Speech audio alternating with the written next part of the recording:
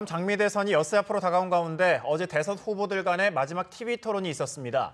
여론조사 공표 금지 전 마지막 여론조사에서 홍준표 후보와 안철수 후보의 지지율이 동률을 이루는 결과도 나왔습니다. 네, 오늘 이 시간에는 김효재 전 청와대 정무수석, 김만흠 한국정치아카데미 원장 두 분과 함께 대선 전국 진단해보겠습니다. 안녕하십니까? 네, 어서 오십시오. 네, 안녕하세요.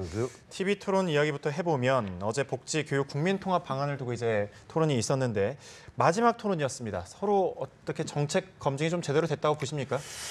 사실은 이번 TV 토론은 그 깊이 있는 정책 검증이 되기는 구조적으로 어려운 측면이 좀 많이 있습니다. 무슨 말씀이냐면 5명이 같이 하다가 보니까 기본적으로 이 지지율 1위 가장 선두를 달리는 후보에게 질문이 집중되게 돼 있어요. 근데 국민들은 사실은 그분의 질문의 답변보다도 이미지만을 기억하는 경우가 많거든요. 그러다 보니까 답변이 부성실하거나 영 동문서답을 했는데도 불구하고 지지율 1위 선두를 달리는 후보가 가장 많은 화면을 독점하는 형식을 갖춤으로써 그 TV 토론이 끝나고 나면은 그런 그 내용에 관계없이 다른 형식의 그런 여론조사 결과가 나오곤 했거든요. 그래서 기본적으로는 TV 토론이 깊이 있는 토론이 되려고 그러면은 사실은 양자 토론이 되어야 됩니다. 양자 토론이 되어서 상호 간의 정책에 관한 깊이 있는 질의응답이 이루어져야 되는데 우리는 지금 그렇게 할 수가 없는 구조거든요. 그러니까 가령 대선에서 결선 투표가 가령 채택이 된다면 모르지만 그렇게 할 수도 없는 그런 딜레마를 안고 갈 수밖에 없는 그런 TV 토론이 아니었나 싶습니다. 물론 이번의 경우는 그 스탠딩 토론도 하고 그 후보들 간에 날선 질문 공방이 오가기도 했지만 그런 측면에서 아주 깊이 있는 토론이 됐다고 보기는 좀 어렵지 않은가 싶습니다. 구조상 깊이는 없었다. 어떻게 보셨나요? 네, 어제가 사회복지를 주제라는 거였지만 마지막 토론이었기 때문에 각 후보들이 후보의 입장에서 어떤 메시지를 마지막으로 던질 것인가 이것도 주목되는 부분이었죠. 어제 그동안 해왔던 양상하고 비슷했는데 한 두 가지 정도로 생각해 볼 수 있겠습니다. 하나는 그동안의 TV 토론 과정에서 별로 이렇게 득을 보지 못했던 안철수 후보가 어제는 좀 실력 발휘를 좀 했습니다. 마지막 토론회에서 그랬는데 모르겠습니다. TV 토론이 5번, 6번 거쳐 있었는데 그동안에 형성된 선입견을 마지막 TV 토론 잘해가지고 과연 회복할 수 있었을지 모르겠는데 어제 마지막 토론은 좀 잘했던 것 같고요. 그다음에 또 하나 주목할 부분이 자당 소속의 13명이 집단 탈당을 해버린 비상식적인 황당한 일이 벌어진 가운데 토론에 참여했던 유승민 후보의 어떤 자세를 보일 것인가 했었는데 상당히 차분한 가운데 마지막에 그런 부분을 개혁 보수의 새로운 희망을 호소하면서 마지막 끝냈던 부분이 좀 기가 닿았고요. 그리고 최근에 계속 이어졌던 TV 토론이 또 하나의 특징이 사드 문제가 쟁점이 되면서 안보를 화두로 한 토론회가 돼버렸단 말이에요. 제가 그래서 역대 아마 대선 과정 중에서 안보 프레임이 가장 먹혀 들어갔던 선거다라고 볼 수 있겠습니다. 이번 선거가 사실상은 박근혜 전 대통령 탄핵이라는 엄청난 사건 속에 치르는 것이기 때문에 그게 초반을 지배하는 것처럼 보였는데 사드 문제를 계기로 해가지고 안보가 등장하면서 사실상은 안보 프레임이 지배하고 과거에 보수 진보가 등장했던 그런 상황이 생겼습니다. 그렇게 되다 보니까 상대적으로 조금 손해를 봤던 사람들은 기존의 프레임을 벗어나서 뭔가 새로운 걸 시도하려고 했던 두 후보, 예컨대 유승민, 안철수 후보가 상대적으로 이번 TV 토론 과정에서 조금 보수 안보 프레임으로 가면서 조금 손해를 봤던 그런 측면이 있습니다. 네, 어제 토론에서 이제 각 후보들에 대한 좀 세부적으로 들어가서 평가도 해봐야 될 것 같은데요. 먼저 문재인 후보는 어떻게 보셨습니까? 문재인 후보는 선두를 압도적으로 달리고 있기 때문에 부자 몸조심한다고 항상 현상 유지 전략을 했었죠. 그동안은 뭐 그 정도만 하면 된다라고 했었죠. 중간에 한 번 정도는 뭔가 조금 고압적인 태도를 보여가지고 좀 감점 요인도 있었는데요. 어제도 대체로 그랬습니다. 그냥 되게 그냥 지나가려는 그런 모습이었는데 늘 지적하지만은 좀 디테일은 약한 그런 모습을 좀 보였습니다. 어제 두 가지 논란에서 확실한 답을 주지 못했었는데 하나는 4대강 녹조 관련 문제가 나왔을 때 홍준표 후보가 역공을 취해가지고 그것은 댐 때문이 아니라 사실상은 원래 인이 들어와서 그런 거다라는 거예요. 두 가지 요인이 같이 있는 것이죠. 위에 청정 영역에서는 인이 없기 때문에 그동안 소양강 댐처럼 고여도 되지만은 4대강은 인이 들어오기 때문에 흘러야 된다는 것을 합해서 답해줘야 되는데 이것도 좀 애매하게 답을 했던 것 같고 또 하나 그 대학 입시에서 수시를 줄이자고 했는데 그러면 정시 대책이 있어야 되는 거 아니냐라고 했었는데 수시하고 정시하고 수치로 보자면 좀 제로섬 관계일 것 같은데 이것도 등등 애매해가지고 보통 했던 대로 좀 애매한 방식으로 답했던 거 지나갔는데 선두를 치고 가니까 TV 토론 좀 못했다고 해서 크게 타격은 받지 않을 것 같은데 민심 바닥표는 어쩐지 모르겠습니다. 여론조사는 여전히 앞다고 있는 것 같습니다. 네. 나머지 후보들은 또 어떻게 보셨나요?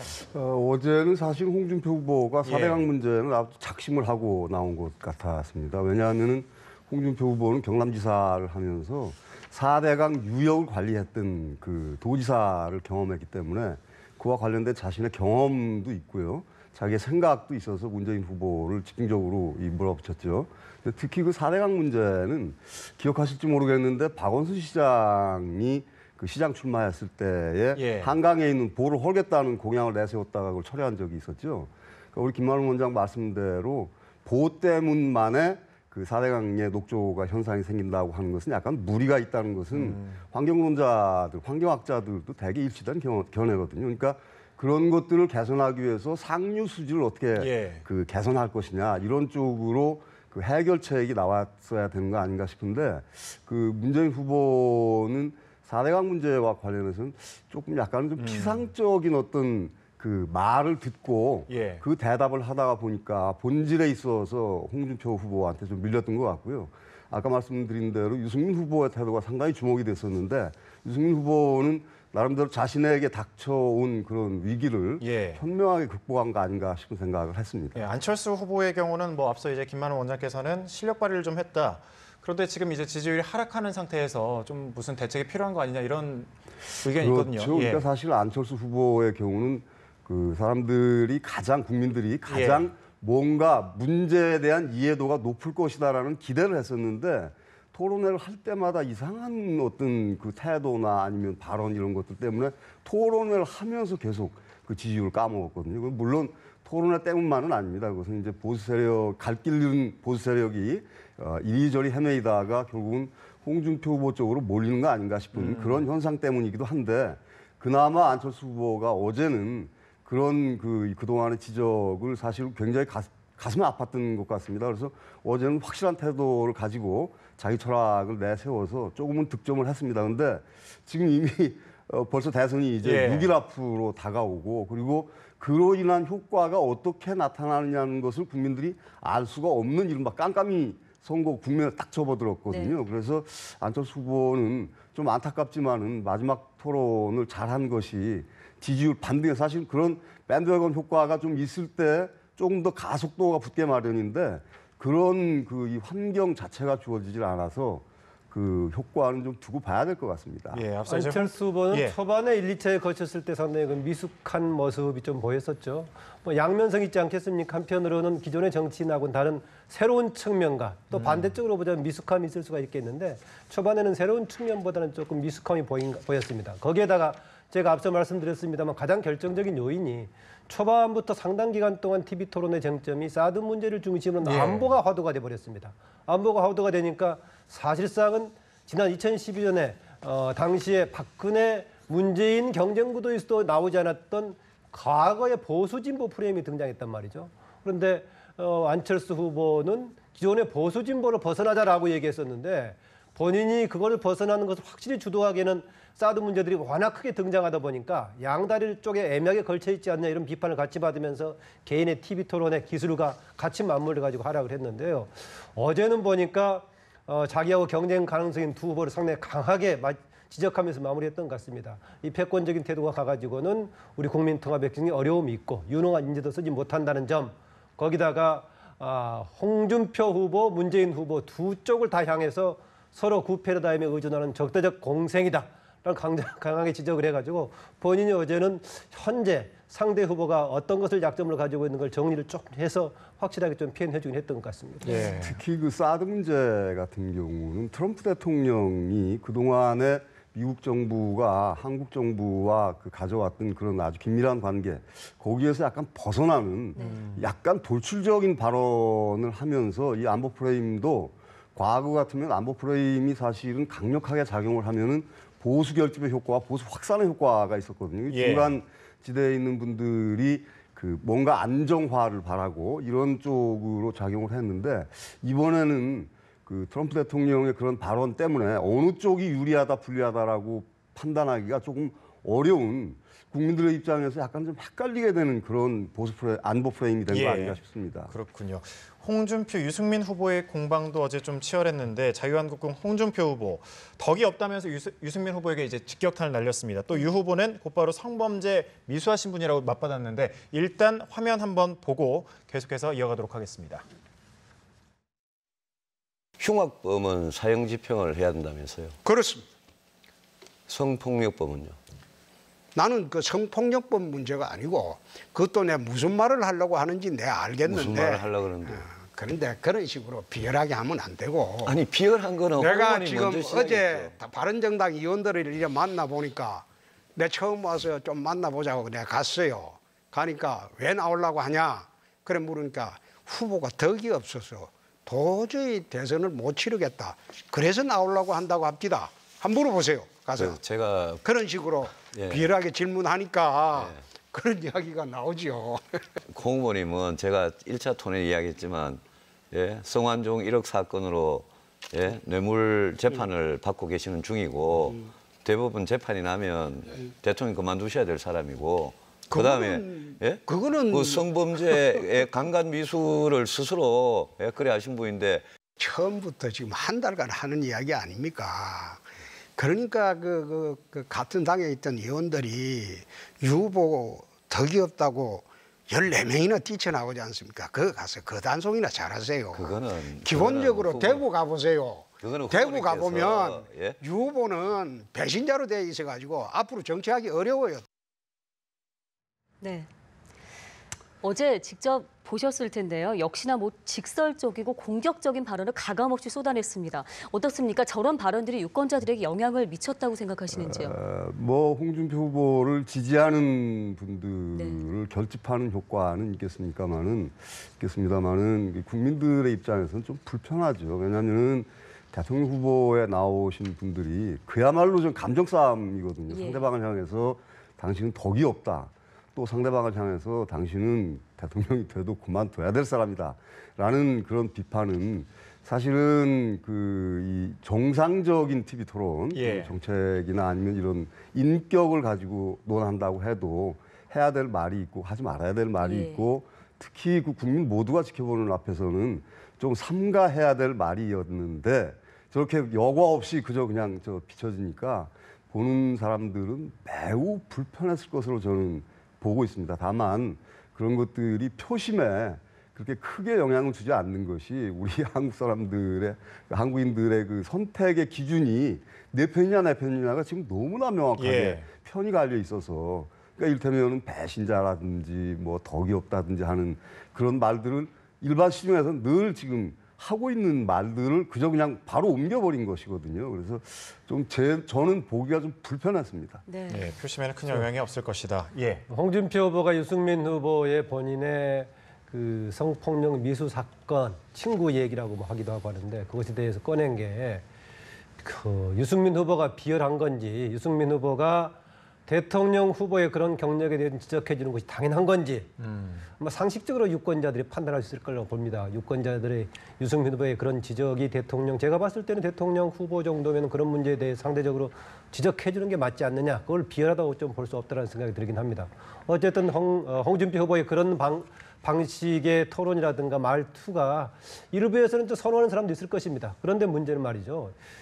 현재까지 소수의 지지를 받는 데는 도움이 됐지만 과연 앞으로도 그게 도움이 될 것인지는 두고 봐야겠습니다. 네. 한때는 홍준표 후보가 60% 정도의 낮은 지지율을 가지고 있을 때는 소수를 결집시켜서 10% 중반까지 갔는데요. 예. 이후에 정말로 홍준표 후보가 주장하다시피 대선 후보까지 경쟁하려면은 상당히 합리적이고 온건한 이른바 보수까지 같이 견인을 해야 되는데 저런 방식의 말투라든가 토론이 과연 흡수할 수 있을지 아니면 이후에 홍준표 후보도 이제 나중에는 좀 더 크게 올라가려고 하니까 태도를 바뀔지 봐야겠는데 기존의 소수 전략은 가능할 수 있겠지만은 더 많은 지지를 받으려고 한다면 조금 자세도 바꾸는 게 필요하지 않나 그런 생각이 듭니다. 네. 예, 심상정 후보는 어제 어떻게 보셨습니까? 계속해서 이제 지지율이 오르고 있거든요. 토론을 잘해서. 이번 예. TV 토론의 가장 큰 수혜자는 심상정 후보죠. 예. 그러니까 사실은 지금 현재 정의당이 과거에 민주노동당 그리고 진보당에 떨어져 나온 분들 아니겠습니까? 그래서 그동안의 역대 선거에서 3%대를 벗어나지 못하는 딱 그 3%대를 유지하고 있었는데 지금 어떤 조사에서는 두 자리 숫자까지 나오는 조사까지 있더라고요. 예. 그걸로 봐서 심상정 후보는 무엇보다도 좌고우면할 그 필요가 없이 자기의 얘기를 충실하게 하면 된다는 생각이었고, 뿐만이 아니라 그 자기가 가지고 있는 생각을 잘 표현할 수 있는, 사실은 굉장히 말 잘하는 후보 중에 한 사람입니다. 그러니까 국회 상임위원회에서도 보면은 심상정 의원이 말을 굉장히 잘하거든요. 그러니까 그런 그 인상에다가 자기 철학이 뚜렷이 있기 때문에 사람들이 보고서 아, 이 사람 저 사람보다 이 사람은 말도 잘하고 상당히 그 합리적인 사람이구나라는 느낌을 주었기 때문에 아마 저렇게까지 그 지지율이 올라간 것 같은데요. 이번 그래서 아마 아까도 그 인터뷰에 보면은 심상정 후보는 토론을 몇 번 더 하자. 예. 자신감을 가지고 있는 것 같고요. 아마 지금 그쪽 그 정당의 목표는 두 자리 숫자일 것 같은데 지금 거의 목전에 와 있는 것 같습니다. 그래서 제일 큰 수혜자가 심상정 후보가 아닐까 싶습니다. 네. 예. 아무래도 어제 토론 전에 이제 가장 주목할 수밖에 없었던 후보는 유승민 후보가 아닐까 싶습니다. 바로 당일 아침에 이제 전 바른정당 의원들이 탈당하면서 이제 홍준표 후보를 지지하지 않았습니까? 이렇다 보니까 과연 토론에서 어떤 입장을 밝힐지 주목되는데 후반 2분 발언을 완주 의지를 끝까지 하겠다 이렇게 얘기하면서 자신의 소신을 끝까지 이야기했거든요. 어제 그 사태가 유승민 후보를 지지하는 사람들, 지지하지 않는 사람들 표심에 어떤 영향을 줄까요? 일단 어제 TV 토론 과정에서는 중간까지는 어제 상황과 관련된 직접적인 표현은 별로 하지 않았었죠. 예. 상당히 그 마음이 심각할 수도 있을 것인데 꿋꿋하게 견디면서 토론하더라고요. 네. 본인이 시간을 개인에게 할애된 18분 시간이 있기 때문에 2분 30초를 남겼다가 마지막에 조금 써서 이제 관련한 보수의 새로운 희망을 위해서 본인을 지지해달라. 마지막까지 가겠다. 9일 날 투표장에서 자기 이름을 보고 찍어달라 이런 얘기까지 했었는데요. 어제 9일 얘기가 나오니까 홍준표 후보가 마지막 발언할 때 5월 9일을 12월 9일로 착각을 예. 해가지고 한 얘기도 있었습니다만은 저는 어제 탈당으로 유승민 후보의 지지도에는 마이너스가 아니라 플러스 효과가 조금 있을 거다라고 봅니다. 아주 높은 지지라면은 새의 움직임이 좀 지지를 깎아먹을 수도 있겠지만 예. 상대적으로 지금 지지가 그렇게 높지 않은 상태이기 때문에 오히려 유승민 후보를 지지하는 사람이 모일 수도 있을 것이다. 큰 액수는 아니지만 어제의 경우에 그런 사태가 터지면서 후원자들이 조금 소액 후원자들이 좀 많이 더 몰렸다는 얘기도 있고요. 이런 경험을 아실 겁니다. 2002년에 노무현 정몽준 후보 단일화를 했다가 마지막 투표 전날 마지막 밤에 정몽준 후보가 후보 처리를 했는데 그러면서 노무현 후보를 지지하는 세력이 결집했던 이런 상황이 있을 것인데요. 예. 적어도 국민 여론의 일반적인 차원에서는 탈당한 사람들에 대해서는 되게 비판적인 견해가 압도적이고 유승민 후보를 조금 뭔가 좀 동정표까지 몰리면서 언더독 효과까지 있으면서 몰려가지고 저는 어느 정도 될지 모르겠지만 지지에는 결과적으로 플러스가 되지 않겠나 그렇게 봅니다. 예. 황영철 의원 탈당을 결정했다가 번복했거든요. 이건 어떻게 보십니까? 개인의 예. 선택이고 결정이긴 하겠습니다만은 보수라고 칭하면은 대개 두 가지 정도의 특징이 있습니다. 하나는 가급적 안정적인 어떤 사회 현상, 사회 시스템을 지지하는 바가 있고요. 또 하나는 신중하다고 그럴까요? 어떻게 보면은 약간은 행동이 굼뜨고 예. 느리다는 그런 특징들을 가지고 있는데 사실은 어제 탈당하고 홍준표 후보를 지지한 분들의 행동은 그런 보수의 기준에서 본다면은 약간 좀 너무 경망스럽지 않았던가 싶은 생각을 합니다. 그렇기 때문에 그분들은 아마도 지역구에 있는 내년도 지방선거를 앞둔 지역구에 있는 운동원들로부터 상당한 압박을 받았던 것으로 저는 알고 있습니다. 예. 왜? 당신들이 나가서 보수를 분열시켜서 이번에 보수가 정권을 넘겨주게 됐다라는 그런 압박에 시달리다가 이런 결정을 했는데 그런 결정을 하고 나서 전 국민에게 그 사실이 알려지니까 국민들의 입장에서 보면 이 정치인이라는 사람들이 어떤 선택을 하는데 지금 1년 전도 아니고 100일 전에 했던 자신들의 선택을 스스로 뒤집는 그런 이 경거망동하고 있다라는 그런 여론이 비등했거든요. 그러다 보니까 아까 김만원 원장 말씀대로 바른정당에 대한 지지도, 그러니까 후원금 액수도 크지는 않습니다만 조금씩 늘어나고 그리고 전 국민적인 비난 여론이 네. 어제 아마 인터넷 공간에서 상당히 확산됐던 것으로 저는 들었습니다. 확인을 했고요. 예. 그래서 이제 아마 그런 것을 보고 황영철 의원은 이게 내가 그동안에 시달려왔던 그런 어떤 그 곤경스러운 그 입장 그런 것들이 조금 더 크게 봐야 되지 않겠는가라는 판단을 했음직합니다. 네. 그럼에도 불구하고 그 전의 선택, 그리고 하루 만에 또 뒤집는 이런 선택은 사실 황철 의원의 정치적인 앞으로 그 이 앞날에 크게 도움이 되지는 저는 않을 거라고 보고요. 네. 다만 이제 그 바른정당이 선거 이후에 어떻게 될 것이냐라는 데 대해서는 황철 의원의 어제 그 선택이 약간의 그 어떤 뭔가 신호탄이 되지 않을까 하는 그런 생각은 좀 해볼 수가 있을 것 같습니다. 알겠습니다. 네. 끝으로 지금 시간이 얼마 안 남았는데요. 여론조사 얘기 잠깐 하고 넘어가겠습니다.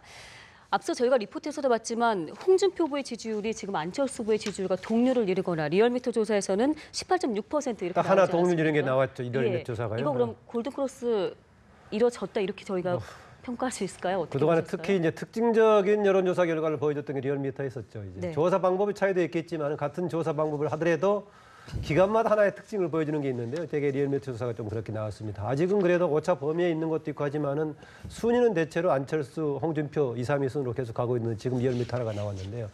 두고 봐야겠습니다. 조금은 저는 홍준표 후보가 조금은 더 모일 소진이 있다라는 것인데 그 이상으로 갈 것인지 제가 아까 얘기했지만은 그동안은 소수 전략을 택해왔는데 뭔가 대선 후보감으로 확실한 좀 보편적인 지지를 받는 방향으로 그런 스타일은 아니었기 때문에 과연 가능할지 이 부분이 남아 있고요. 그다음에 또 하나는 현재 여론조사는 뭔가 적극적인 집단들 기세에 호응하는 세력들이 되게 응답하는 거 아니겠습니까? 예. 10% 미만도 있고 되게 10%에서 30% 정도가 미만 이제 답을 해주고 있는데 나머지 70에서 90%가 실제 투표에 참여하는 세력 중에서 어떤 의사를 가질 것인지 이런 게 있습니다. 분명 기세는 상당히 있습니다만 과연 다수까지 지지를 받는 그런 이미지를 가지고 있을지 또 남은 숨은 민심이 어떨지 이런 변수가 있습니다. 네, 알겠습니다. 이제 예. 예, 바로 이제 그런 점인데 두 가지가 아마 영향을 미칠 것이라고 봅니다. 그러니까 문재인 후보와 안철수 후보를 둔 호남의 민심, 그리고 홍준표 후보와 안철수 후보를 둘러싼 영남의 민심이 예. 어떻게 움직일 거냐. 그러니까 보수와 진보의 문제인데요. 그래서 그런 쪽에서 지금 보수가 총 결집하고 있는 거 아닌가. 그쪽이 만약에 세가 불어난다면 예. 홍준표 후보의 상승세가 이어질 거고요. 그렇지 않다면 거기서 끝이지 않을까 싶습니다. 네, 알겠습니다. 알겠습니다. 여기까지 듣도록 하겠습니다. 김효재 전 청와대 정무수석, 김만음 한국정치아카데미 원장이었습니다. 고맙습니다. 고맙습니다. 네.